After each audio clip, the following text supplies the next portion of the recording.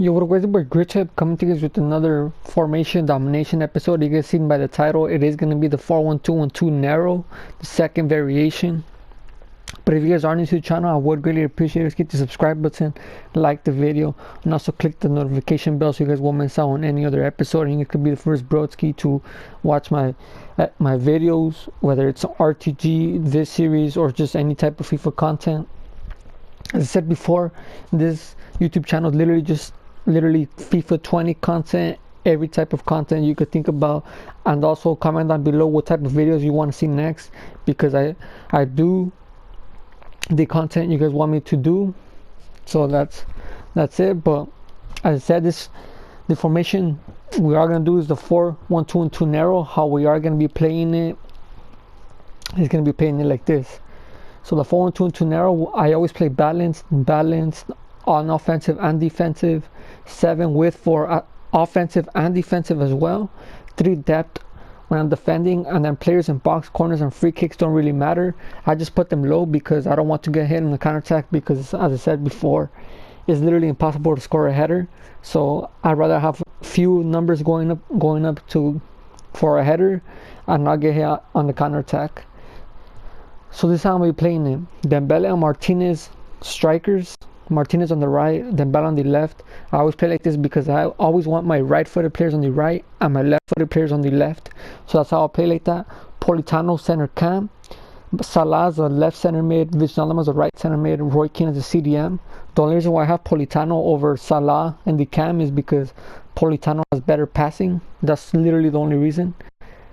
And I don't want to put Dembele as the center mid neither, because he has low stamina, nor as Cam, because also he has low stamina. Then my defense will be like that. So literally my whole defense is balanced. So my right back is balanced, left back is also balanced. My 2 CDMs are obviously going to be stay back while attacking. My CDM is going to be cut passing lanes, stay back while attacking, and cover center. I just want him to be in front of my 2 center backs to not get in the counter attack. Wijnaldum not even going to be touched and balanced. My Mo Salah as well, not going to be touched, also in balance. And then all my 3 up forwards are going to be balanced as well. So literally the only change I made was my CDM, and that's literally just having him as cut passing lane, stay back while attacking, and cover center. And that'll be it. But if you guys are into channel or to this series, I only play 5 games with the formation, because I think 3 games is a little bit of games, and I think playing over 5 games, especially if the formation is not good, I'm not gonna have fun. I'm just gonna be getting smashed playing a lot of games. So I think 5 games is a relatively good number of games to see its pros and its cons. So what I'm just gonna go play my 5 games, cut it up, and then I'll just commentate over the clips of the pros and its cons, and if you guys should use it or not. So I'll be right back with the gameplay. Alright guys, I'm back playing my 5 games. I think we did really good with the formation. This formation, obviously the 4-1-2-1-2 is a popular one. It's meta. But obviously everybody has different feelings and different type of playing styles to whatever formation they play. But this formation, I think this is like probably like the second time I tried out this formation, honestly. This formation, I don't like it. I like more the 4-2-3-1. I like to have more like separated meaning I have my cams or my forwards up and my defenders and my CDMs back. On the 4-1-2-2, obviously, all your midfielders are everywhere, so it is different. But I think we ended up winning like 4. I think we won 4 games, and I think lost 1. But you guys will see the one I lost. I think it was the second game. So right after this game, I don't even know what happened, bro. I was fuming. I think we ended up having like 15 shots. I think like 9 on target versus my opponent's thing like 5 shots, 2 on target. No, I think 3 on target. I think he scored all of his shots on target, and I only think we lost like 3-2, something like that. But I think this formation, as I said before, I think this formation is the formation number 5 of this game. Obviously, me personally, I think the 4-2-3-1 is number 1. Number 2 will be the 4-3 attack. And it's pretty weird, but that's my second formation in the game. The third one will be the 4-2-2. The fourth one would be the 3-5-2. And then it'll be this one, the 4-1-2-1-2 narrow. And then obviously as well, I didn't even have players in their actual positions. Meaning like Dembele, I will play as a striker. Politano, I will play the camp. I had Salah playing as a center mid, which will be better if I had someone like a Sissoko. He's not that good at attacking, but he will be like a natural center mid. Where I had Salah as a center mid. He did do the job, but like, it was like weird. He wasn't that good defending, and then he wasn't going out that much because he was a center mid. So that was my thing. And the thing that I noticed right now when I was editing as well, because obviously I'm talking over the gameplay right now, I had my 2 center mids as cover wing instead of having them as cover center. I think having them as cover center would have been better, but even having them as cover wing was still kind of good, because I was in most of my goals I ended up playing the ball wide, and then my Salah or Wijnaldum would end up through balling it also wide. So that's what made my counterattacks more efficient. I think this formation too, I think, is more for counterattacking football. As weird as that sounds, every single goal I've scored, I think, have literally just been on counterattacks. I mean, that's why I like the 4-2-3-1 so much, because I play counterattacking football. And once again, we go on a counterattack. And also, I think my opponent didn't really have a bad team either. But I think 2 of my opponents had really good squads. 2 of my opponents had decent squads.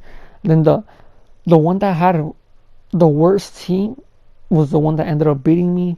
But as you can see, I think we considered a little bit of goals. I think we considered a minimum of 1 goal.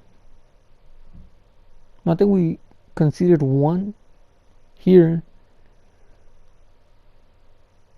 I think look at this. See, we had a bronze keeper, a bronze striker, Vinicius 7 chemistry, Rodrigo, Rafinha. He had a left back playing as a right back. But in this one, I actually cut up every single clip that I missed, every single clip that I scored, because you guys should just see. Me personally, I don't think I deserve to win. At least a tie, like me, a tie, I'll still be fuming. So losing to him was obviously made me frustrated, triggered. But just look at the chances now that I'm like actually like after the game editing. Like, it's just kind of funny the chances that I missed. Like, look at this one. How did it do that, bro? How did Mo Salah with 90 finishing hit it right to his face or to the keeper's hands? I don't get that, but I think, yeah, this formation, obviously it's smart. A lot of people use it. Me personally, I don't use it. Like, if it was up to me to choose the formation, as I said before, I'll choose the 4-2-3-1 over it, the 4-3-3 attack over it, the 3-5-2 over it, and also the 4-2-2 over it. I mean, the 4-2-2, I'm debating whether this one is better or the 4-2 and 4-2-2 will be better. I think honestly probably the 4-2-2 will have a little bit better, just because it has the second CDM, and that's probably the only reason why. But I think offensively, I think this formation is strong, because you got the 2 strikers in the cam. You got the 2 center mids. Oh, look at this goal, bro! Look, dude. If you guys go back a little bit, like literally go back 10 seconds, and then put the speed up to 0.25. Look at the animation that Ter Stegen did. He did an animation where he was gonna pick up the ball, because I didn't pass it to him. Like, it was just the ball just went rolling to Ter Stegen. He did an animation where he was gonna pick it up, so I thought he picked it up. I pressed X, and he didn't even pick it up. He just had it with his legs. He passed it straight to my opponent. That was his first shot. He ended up scoring, and then we go to first. We end the first half. We go to the second half, and then from a kickoff, he ends up scoring. But Dembele ends up going through. As I said, the two strikers and the cam, the trio, was probably the best trio you could get in terms of attacking. And then the two center mids. I'm not too sure how I feel about it, because obviously I just had them in balance. But obviously, as I said before, I haven't played with this formation in a while, so I wasn't too sure what tactics to put. I don't know if I should have put go get forward, stay back with attacking, cover center, or something like that on my center mids. So I just had them in balance. Obviously, having your own, or putting your own tactics, putting your own instructions on your players are obviously going to be crucial. Like me, I didn't know what to put. I still ended up playing good. Literally, bro, I had everything balanced. So this is how it's going to be. Literally not moving anything on this formation. So obviously, if you put better instructions, better tactics for your playing style, is going to be even better. So this was the second game. The third game, I think it was this one. No, I think this was the third game. So the fourth game, I forgot to record the squad I came up against, but literally the first, I think it was like 3 minutes in, I scored with Roy Keane. He ended up rage quitting. So I don't know what's up with that kid, but I'm just giving you a warning. The fourth game, it wasn't really a fourth game. I just went in, scored a goal. He ended up backing out really quick, so it was a quick match. But yeah, I think this formation has to be the top 5 formation in the game. Now, obviously, the 4-2-3-1 and the 4-2-2-2.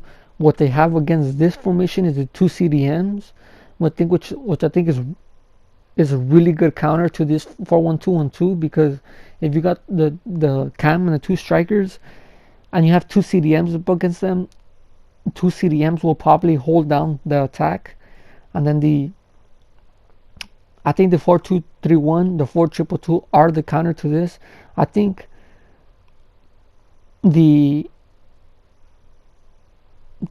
like in terms of coming up against squads, this team will probably could be the 4-3-3 attack and the 3-5-2. I mean, I think it could be those formations, but I just think the 4-2-2 and the 4-2-3-1 are just out of this world because of how balanced the formation is. But I think this formation could be the other 2 formations above it.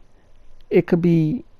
It just matters literally what, like, your tactics are and stuff like that. As I said before, I literally didn't even touch instructions. I literally didn't even touch instructions. Literally everything was balanced except my CDM, which was literally stay back with attacking, cover center, the normal thing that every CDM will get put on. But yeah, I think this formation, in terms of its FUT champions ready, for sure, this formation, as I said before, is literally one of the most popular, if not meta formations in the game. Division Rivals, obviously, I mean, it's a different type of formation because you don't have the second CDM, you don't have the other 2 cams, you have 2 center mids, which not a lot of formations have. The 4-2-2 doesn't have it, obviously. The 4-2-3-1 doesn't have it. The 4-3-3 attack does have the 2 center mids, but obviously you put one as a CDM, you put one as a center mid. They're just different types of formations. But I think this formation, in terms of the narrow formations, I'm not sure if you could count the 4-2-3-1 or the 4-2-2 narrow. I'm just not too sure if you could count the narrow, but I think this formation as a narrow formation,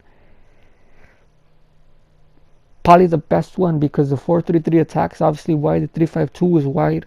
I'm gonna count the 4-2-3-1 and the 4-2-2 wide because you have the wide cams, which make the formation wide, where this formation doesn't have any wide players. But obviously, as I said before, having correct players in the position would just be better. Like me, I know Salah as a player is better than Sissoko, but I would rather have Sissoko over Mo Salah in the center mid position. I had Mo Salah as a center mid. Having an actual center mid there will be better. Um,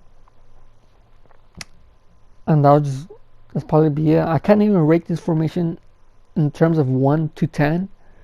That's why I'm just probably the best comparison or rating I could do is just which formations are better, which formations are worse, and where the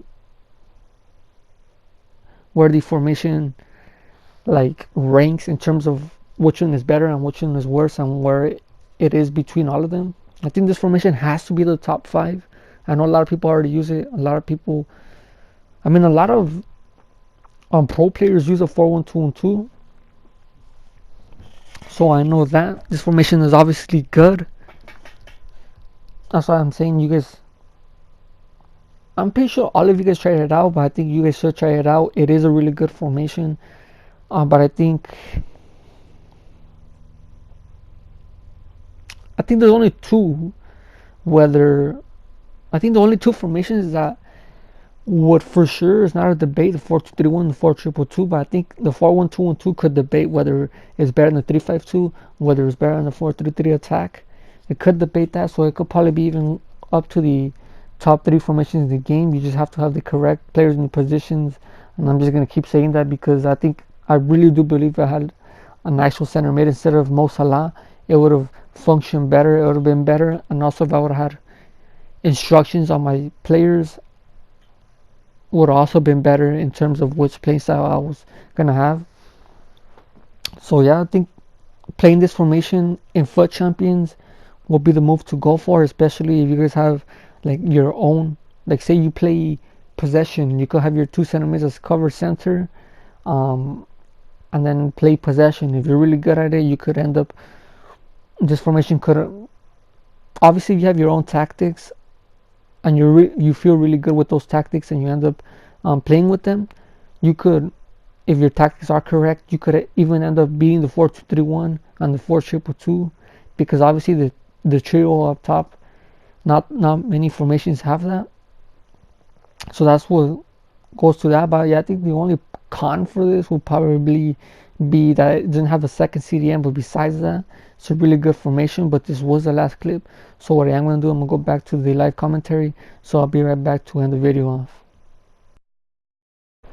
Alright guys, I'm back. As I said before, this formation could debate whether it's top 3 or top 5. I don't think it doesn't go under top 5, so that just gives you a little bit of an insight of how this formation is. A lot of pro papers use it, so I think you guys should go out and try this out formation, whether it's Division Rivals or FUT Champions, because it is a really good formation. I didn't even touch the instructions, as you guys seen. I literally had a balance and everything, so you having your own instructions, having your own tactics will just give it a little bit better movement, a little bit better playing on this formation. So yeah guys, if you guys enjoyed this episode, click that like button. But it's been your boy Grit Tip. I'll come to you with another episode soon guys. Peace out.